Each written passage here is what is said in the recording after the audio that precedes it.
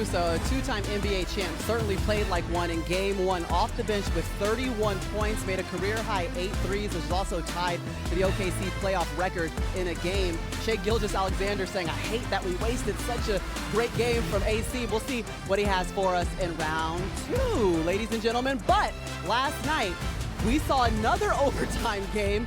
The Cleveland Cavaliers, the Knicks, it's Game 1. Donovan Mitchell and the Cavs, honestly, early guys, they were on one, got up by as many as 22 points in this game. Yeah, I thought they came out, had a great game plan, executed well for 3.5 quarters. And then the final 12:40 of this game happened. And then what happened? And then everything just fell apart. Or Jalen Brunson happened. Jay-Z, that boy got, man, it was a target on one of the Cleveland Cavaliers' backs. Listen, JB scored 11 straight for the Knicks. It was a part of an 18-1 run. Okay, they're going crazy. Melo, you know a little something about that. Crazy. This was a big shot by James. Absolutely, right here. he needed that. He had that a lot. I don't think he wanted it. I think he was trying to figure it out. But this man right here, JB, wanted all the smoke. He put New York on his back. Hey, That's a big shot right here. That was a good. big shot. Man. That was a big shot. Yes, well, Sam Merrill couldn't get it to go, so that means that we're going to overtime, tied at 101. Steph, you got to stay off the court, buddy. I like that he was in a full suit, though. Help. And this right here, JB just smart. I think this was a great adjustment by Coach Mike Brown to see that. JB get in there, kick it to Shamet. Shamet hit him. Big, But here's the one thing about it. Great game Brunson out of left, and they never took it away. When they did, it was already too late. He was in his bag. They was overthinking. Yeah, let's get to first I want to talk about the 18-1 run, because that's when Kenny Atkinson called a timeout. The game was starting to get away, or the momentum was shifting. Let's just talk coaching decisions in general, T-Mac, and what you thought about the way the game was managed down the stretch, specifically for the Cavs. So I thought it was mismanaged, because I felt like when you see your guard, one of your players is getting targeted every single possession, and they're scoring every single possession, you got to make a change, right? And I felt like James in that game, he played okay in the first half. Defensively was bad in the fourth quarter. That's when you got to bring Schroeder in. What do you have him there for? To be a defender, to come in for those type of moments. I know this is James Harden, but this is 17-year James Harden. This is older James Harden.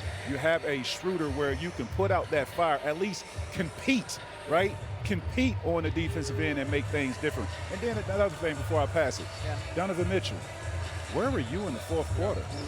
I was disappointed in Donovan because it seemed like he deferred too much in the fourth quarter on the offensive end.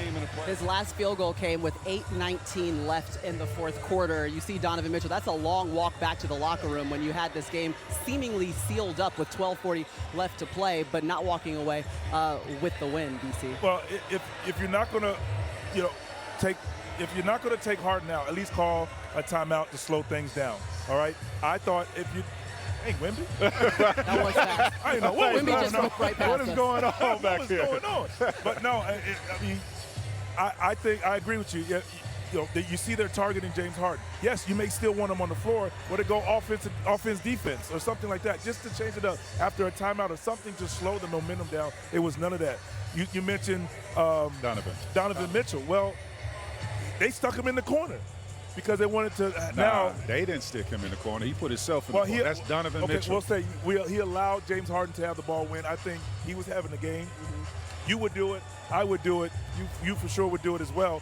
Give me the ball because it's crunch time. This is what you pay him for, to be the closer. And when you see things going left, your star players should get the ball. Yeah, they're double teaming me. Let me make the play right now. I also thought Coach Kenny Atkinson, he trusted James too much yesterday. And there's nothing wrong with trusting James. This is why you brought James over here, to handle situations, to get through situations like this. But in that time, I'm not saying take James out. No, take him out, But I'm saying add Dennis Schroeder in there. James can match up with those other wings that the New York Knicks He was guarding Cat at one point. Right, so now you bring Schroeder in and let Schroeder, be a pest. Let Schroeder guard JB. Now James can figure out how to be effective on the defensive end as opposed to being on ball and them headhunting him. And now you come back on the offensive end, and now you feel confident of making plays and doing something for your team. Yesterday, his confidence looked like it was shot because of the spotlight was so bright on James yesterday in a one-on-one situation. That's hard to deal with a situation like that when you're thinking, what should you do? What I shouldn't do? I'm dealing with one of the best guards and the best closers in this game who dwells on one-on-one situations. So I have to take that challenge. Another component to that. Now, I could say this. Y'all were great scorers. I played some defense. Y'all ain't played no defense. We took the challenge. I'm taking the challenge. But in all seriousness, whoever the primary defender is, I think that was Dean, right? You got to get over the screen. Oh, big time. Well, big you time. see what I'm saying? You got to fight. Conceded. You're right. They have conceded to to the fight switch. over the screen. Especially when you see that going bad. All Agreed. that, letting James switch on Jalen Brunson in the crunch. No, you fight over the screen, right? Fight over the screen. You play that defense and get back, let James get back. Don't just easily switch and have James get on Brunson, and you see what the results was. Yeah. Like if you were the primary defender, it's crunch time. You fight over that screen and you play defense. Well, Mike Brown, all he did was say Tuga play that game because this is James' formula right here. This is James. He headhunt guys on defense, and he tried to attack him, get him in foul trouble, get to his bag. The roles is reversed right now, so now the adjustment from Cleveland, we going to see what type of adjustments they make because the Knicks, they one up right now, and they got an opportunity to see some loopholes in Cleveland's defense right now, and we're going to see what happens. But if I am Cleveland, I am confident. Yes, of course. On how we approach game 2. I am confident in that. 22, we was up 22. Right. 22. Yeah, you came out really, really strong, but you guys kept mentioning it with the Harden and the JB matchup. JB, he shot 67% with Harden as his primary defender, and ultimately JB outscored the Cavs 17-11, the final 12:40 of the game, if you include the fourth quarter and that overtime. So he just took it in his hands, and they got the victory. So game 1 goes to the Knicks. They've now won 8 straight. That's a playoff franchise record, by the way. Dylan Harper, not sure yet if he's going to be the starter in this game, but we know for facts that De'Aaron Fox will not be playing because he is out with that right ankle soreness. But Harper, 24%. Let's do it. Okay. First up, Cooper Flag. Of course. Of The good one. course. Yeah, Yes. obviously. Yes. Led his team in points, rebounds, assists, and steals. Cooper, I mean, obviously he was going to make this NBA Rookie of the Year, this year NBA Rookie of the Year. He deserved it. He was going to be on that list. What he did, breaking records in Dallas this year. And now they're going to see who's the next coach over there to lead him. Yeah, we will be finding that out soon. But how about his roommate making the list as well, whom we expected to be a part of this, Con Kniffel from the Charlotte Hornets? Of course, Carl. About setting records. This young man came in and set the rookie record for threes made. He led the entire NBA in threes made. So, yeah, he deserves to be on there, averaging 19 points in his rookie season. Was sensational this year. Yeah, meanwhile, a guy who led all rookies in minutes played, you guys know this young man. We spent a lot of time with him, especially in the postseason. DJ Edgecombe. My God, there you go. TBC, man. I could tell you can see his confidence grow throughout the season. He was very confident at the beginning of the season, obviously, but he got comfortable as the season went on. I thought he was fantastic in the playoffs, giving them another score.